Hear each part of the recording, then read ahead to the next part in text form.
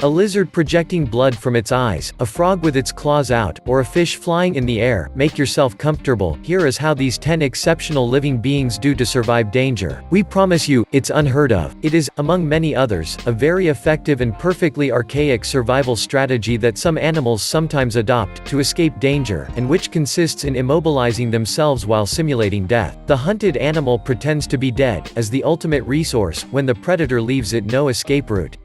The opossum masters this technique perfectly and is the best at this little game.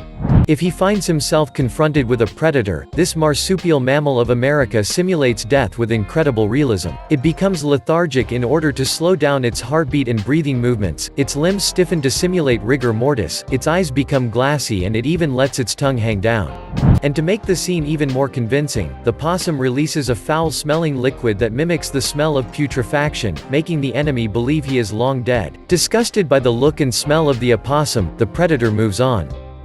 When an animal is confronted with a predator, several strategies are possible: flight, confrontation, deterrence, or camouflage. The Venezuelan pebble toad does something completely different. When it encounters a tarantula or another predator, it does not think, it bends its four limbs under its body, takes a ball position, and throws itself, letting itself fall down the slope, to give the impression to its enemy that it is a pebble. The little creature then bounces off the rocks like a rubber ball. If it is lucky, this amphibian ends up in a crack or crevice where it is out of sight or hard to reach, its black and gray color helping it to blend in with the scenery. But if it's less lucky, it lands in a deep puddle and dies, since the pebble toad is a poor swimmer. It's winter, and in Alaska, it's unbearably cold. So, to resist it, the wood frog has developed its own technique that we humans would have liked so much to have too. There, in winter, wood frogs are immobile in the frozen ground. Frozen, these amphibians will however come back to life without difficulty once the beautiful days return. Their secret is that wood frogs survive temperatures as low as -16 degrees by freezing 2/3 of the water in their bodies, while those in the central United States cannot adapt to such conditions. To get through the cold season, this 5 to 7 centimeters long amphibian buries itself and literally freezes itself, until all its vital functions, including respiration and blood circulation, are suspended.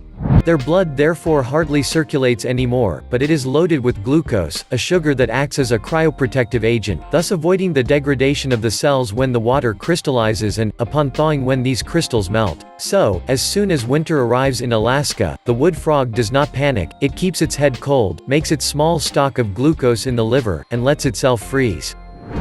With no lateral fins, an elongated body, supple like that of an eel, and a mouth without jaws but decorated with several rows of teeth, hagfish are one of the anguilliform aquatic animals, which are characterized by the fact that they have no vertebrae. These scavenging animals of the seabed twist to tear their food. But then, if they don't have vertebrae, it means that they can't defend themselves if they are attacked, right? Well, don't be mistaken, because hagfish have a unique defense characteristic. Hagfish may look like an innocent eel, but this 300-million-year-old fish has survived this long thanks to an unstoppable self-defense mechanism. Hagfish do not have scales, jaws, venom, or a spine, yet they are able to suffocate their enemies in just a few seconds, thanks to vesicles along their body that release a kind of asphyxiating gel. It is capable of drooling on a predator in less than half a second. When the hagfish is titillated, its skin glands release mucus proteins called mucins. These, on contact with water, immediately turn into a thick sticky mucus that prevents predators from swallowing it or even helps it to trap prey.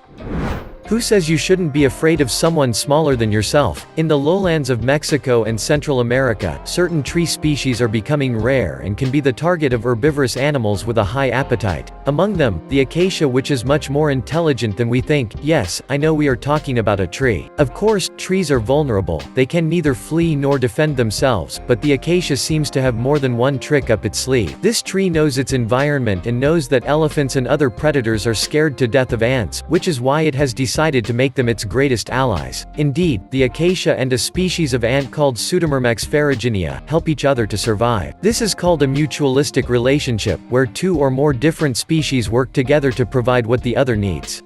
The ant aggressively defends the acacia against herbivorous insects, neighboring plants, pathogenic microorganisms, and elephants, and in return, the acacia provides the ant with plenty of food and a place to live and raise its young. Exchange of good practices. To be more precise, the acacia has hard, hollow, and very sharp spines, in which ants lay their larvae and install their colonies. They live there and feed on sap, sweet nectar, and tiny nodules rich in proteins and lipids secreted by the leaves.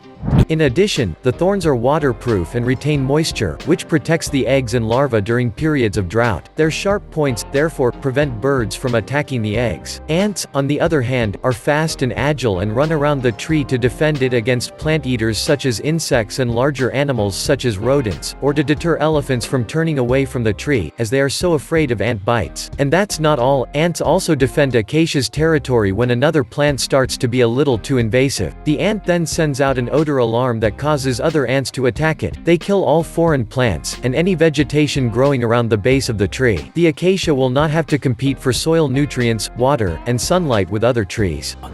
The title of Queen of Camouflage can only be awarded to the cuttlefish. Being able to change color, pattern, and texture according to the surface on which it is found, in order to blend into its environment in less than a second, the cuttlefish effectively escapes all its predators, however powerful their visual systems may be. But the most incredible thing about cuttlefish is that they are unable to perceive colors. However, it is able to change color to adapt to the tones of the seafloor in which it is found. We speak in this case of mimicry by homochromy, a phenomenon allowed by dilation or contraction of chromatophores, cells filled with pigments of different colors. This mimicry is so effective and so elaborate that it can perfectly marry certain patterns such as the reflections of the waves by making the colors blink, and even allow changes in the texture of his skin, which can become covered with thorns or become completely smooth again. And what is even more amazing is that these changes are made by reflex and in record time, a few tenths of a second, thanks to hormonal and nervous actions. Behind its vulnerable and inoffensive small animal appearance, the slow loris has the means to defend itself and get you down on the ground in no time. It is believed to be the only primate currently known to produce venom. Its bite is not enough to kill a man unless it causes an allergic reaction, but believe me, it is still extremely painful. The venom is produced by glands located under the elbows of the animal. If attacked or if it wishes to bite prey, this little monster lifts its legs and licks the glands under its armpits, adding to its saliva a rich array of toxic compounds that can turn a tiny cut into a hole of rotting dead flesh. Adult slow lorises can also coat their young with this venom to protect them from predators. All they have to do is lick them. Who would have thought that a beetle could also hide a secret defense weapon when it can't even turn around when it's on its back? In fact, to be more exact, this is not just any beetle, we are talking about the bomber beetle. This insect of the Carabedian family has the ability to hurl a boiling corrosive liquid noisily at its predators. The ingredients of this explosive cocktail are preserved in its abdomen, divided into two cavities. The first is called the tank. It contains chemical reagents, and the second, the explosion chamber, contains a mixture of enzymes. Thus, when a bomber beetle is attacked, a valve opens between the two chambers, and a mixture is immediately created between the two substances, creating an instant chemical reaction, temperature and pressure increase, causing an explosion. A corrosive spray at over 100 degrees Celsius is then propelled out of its body towards its predator. To be effective, it can repeat the action several times a second. Can you imagine?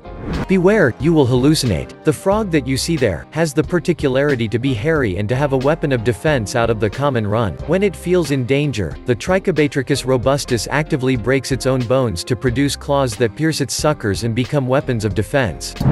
At rest, the frog's claws, only present on its hind feet, are nestled inside a mass of connective tissue. But when the animal is attacked, it contracts its muscle, which pulls the claws down. The sharp point then detaches itself from the bony tip and comes out through the toe pad, leading to the underside. The final result could look like a feline claw, but the breaking and cutting mechanism is very different and unique in these frogs. What is even more incredible with this phenomenon is that the claw is only bony and has no external keratin coating as in other animals. Did you know that there are fish that can fly? Flying fish are a unique species of fish found in most oceans. They tend to roam in warm tropical and subtropical waters.